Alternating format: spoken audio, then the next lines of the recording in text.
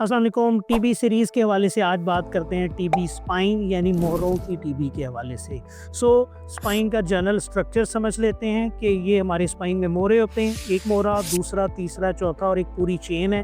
और अल्लाह ताला का निज़ाम है कि दोनों मोहरों के दरमियान में एक नरम चीज़ यानी डिस्क डाली हुई है ताकि दोनों मोहरों के दरमियान में एक एडिक्वेट स्पेस रहे। और उसके बिल्कुल साइडों पे हमारी नर्व्स यानी आसाब गुजरते हैं। लेकिन अगर किसी को स्पाइन का प्रॉब्लम हो और टीबी ऐसी हो कि वो बिल्कुल दोनों मोहरों के दरमियान में पड़ी हुई डिस्क को ख़राब कर दे, तो ये मोहरे एक दूसरे के साथ लग जाते हैं, बैठ जाते हैं और टेढ़े हो जाते हैं। जैसे ही टेढ़े होते हैं तो ये किसी एक तरफ तो झुकेंगे। ये जिस तरफ को मोहरा झुक जाता है या बैठ जाता है, ये उस तरफ की नर्व को या आसाब को प्रेस कर देता है। जैसे ही उसके ऊपर दबाव आता है तो उस नर्व का जो काम था वो सेंसिटिव हो जाता है। मोहरों की टीबी में क्या अलामात हो सकती हैं? नंबर 1, ये कंप्रेशन नर्व के ऊपर आती है। तो जो उस नर्व के आगे काम थे, अगर वो मेरी टांग से पूरी सप्लाई को लेके आ रहा था तो उस टांग में दर्द होना शुरू हो जाएगी, करंट का सा एहसास रहता है। और अगर मोटर नर्व यानी वो नर्व जो मसल को कंट्रोल कर रही थी वो डैमेज होगी तो मसल वीकनेस हो सकती है। लोगों का फुट ड्रॉप होता है, पाँव नीचे गिर जाता है और इसी तरह होता है कि उनको पाँव उठाने या चलने में प्रॉब्लम होता है। अलामात डिपेंड करती है कि टीबी स्पाइन के किस हिस्से पे है।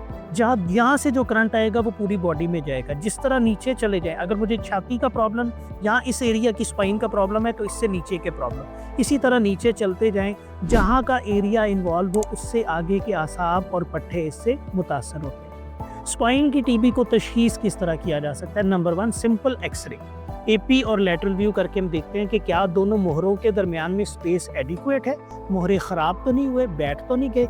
इसी तरह एमआरआई करके भी देखा जा सकता है। एमआरआई इसकी मज़ीद डिटेल से आगाह करता है। अमूमन इसका डायग्नोसिस यहाँ पे और अलामात को मिला के क्लिनिकल होता है, लेकिन बाज़ केसेस में इसकी बायोप्सी भी ली जाती है और बायोप्सी के ऊपर इसका एक स्पेशल पैटर्न होता है जिसको देख के पता लग जाता है कि इसको ट्यूबरकुलोसिस है।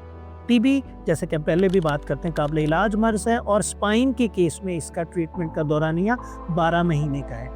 टीबी काबिल इलाज मर्ज़ है, इसको अच्छे से डायग्नोज करके इलाज करें। क्यों? क्योंकि अगर ये स्पाइन के बाद जो स्पाइन की कंप्रेशन की वजह से नर्व मुस्तकिल डैमेज हो गई तो आपकी रह जाने वाली कमज़ोरी, जो कि किसी एक टांग, दोनों टांग या निचले धड़ या जिस भी एरिया की इन्वॉल्वमेंट है, वो मुस्तकिल हो सकती है और अपाहजपन का शिकार हो सकते हैं। अपना ख्याल रखें। अल्लाह हाफिज़।